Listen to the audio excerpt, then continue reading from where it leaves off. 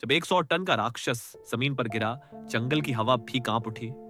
एक विशालकाय ड्रैगन अचानक लड़खड़ाकर जमीन पर गिर पड़ा।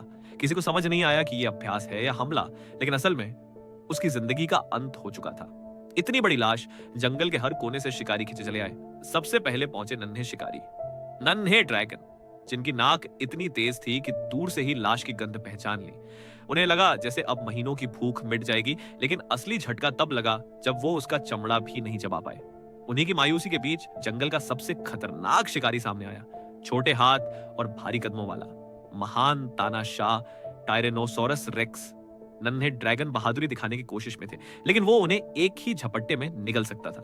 उसके दांत इतने तेज और जबड़े इतने मजबूत कि किसी भी जानवर की खाल फाड़ सकता था। इसी बीच एक चालाकी करने वाला नन्हा ड्रैगन थोड़ा सा मांस चुराने की कोशिश करता है, मगर टायरेक्स गुर्राकर सबको भगा देता है। पर इतनी बड़ी लाश सिर्फ उसी की नहीं थी। आसमान से आई एक और मुसीबत। एक विशालकाय परों वाला शिकारी उतरता है। पंखों का भगवान ने माम विंड ड्रैगन, हल्की हड्डियां, तेज उड़ान और लंबी चोंच।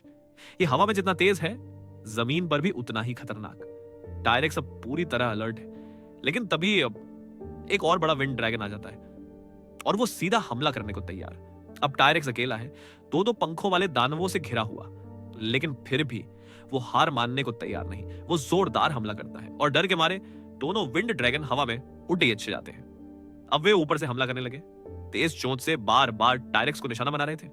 टायरेक्स देख रहा था, उसकी ताकत जमीन तक ही सीमित है और अब शिकार उसके हाथ से फिसलता जा रहा है।